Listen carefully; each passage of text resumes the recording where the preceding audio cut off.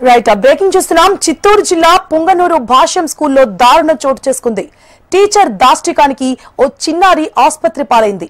6వ తరగతి చదివే విద్యార్థిని ఉపాధ్యాయుడు సలీం బ్యాగ్తో తలపై కొట్టడంతో బాలిక తల పుర్రె ఎముక చిట్లిపోయింది.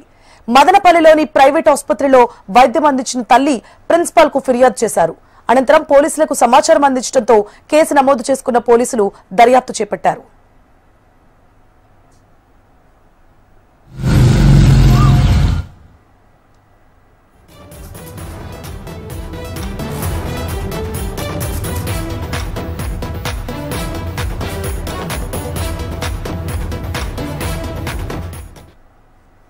చిత్తూరు జిల్లా పుంగనూరు భాష్యం స్కూల్లో దారుణం చోటు చేసుకుంది.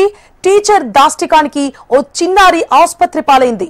6వ తరగతి చదివే విద్యార్థినిని ఉపాధ్యాయుడు సలీం బ్యాగ్తో తలపై కొట్టడంతో బాలిక తల పుర్రె ఎముక చిట్లిపోయింది.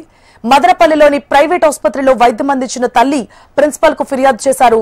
అనంతరం పోలీసులకు సమాచారం అందించడంతో కేసు నమోదు చేసుకున్న పోలీసులు దర్యాప్తు చేపట్టారు. టీచర్ దాష్టికానికి ఓ చిన్నారి ఆసుపత్రి పాలైంది. 6వ తరగతి చదివే విద్యార్థినిని ఉపాధ్యాయుడు సలీం బ్యాగ్తో తలపై కొట్టడంతో బాలిక తల పుర్రె ఎముక చిట్లిపోయింది. మదనపల్లిలోని ప్రైవేట్ ఆసుపత్రిలో వైద్యం అందించిన తల్లి ప్రిన్సిపాల్ కు ఫిర్యాదు చేశారు. అనంతరం పోలీసులకు సమాచారం అందించడంతో కేసు నమోదు చేసుకున్న పోలీసులు దర్యాప్తు చేపట్టారు. టీచర్ దాష్టికానికి ఓ చిన్నారి ఆసుపత్రి పాలైంది. 6వ తరగతి చదివే విద్యార్థినిని